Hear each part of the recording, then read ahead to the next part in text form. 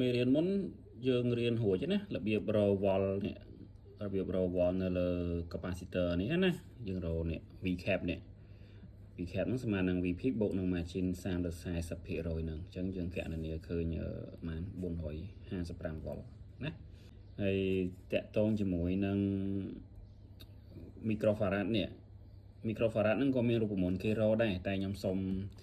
រំលងអាហ្នឹងទុកជាលំហាត់ទាំងអស់គ្នាទៅរកខ្លួនឯងណាដើម្បីយើងឆាប់បានតទៅមុខទៀត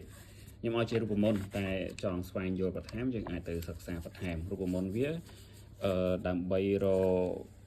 ចំនួន microfarad លើកង់ដងហ្នឹងរូបមន្តវាគឺ C ମାନେ C farad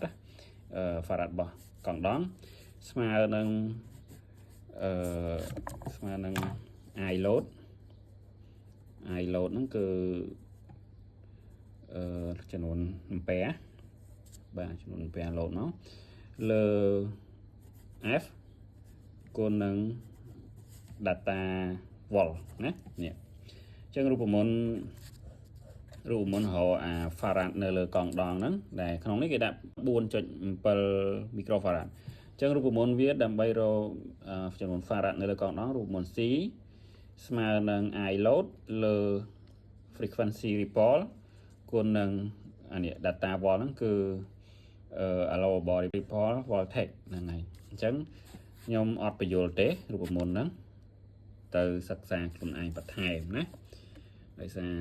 អានេះបើតាក់ទងជាមួយនឹងការជួសជុលវាមិនសូវជាតាក់ទងមកនេះប៉ុន្តែបើសិនចង់ស៊ីជម្រៅវាចង់បង្កើតpower supply បានខ្លួនឯងយើងតើសិក្សាវាលម្អិតថាអាហ្នឹងមិនគេគិតមិនណាអញ្ចឹងកន្លែងនេះខ្ញុំសូមអត់បញ្យល់ជាលម្អិតទេតែខ្ញុំឲ្យជារូបមន្តហ្នឹង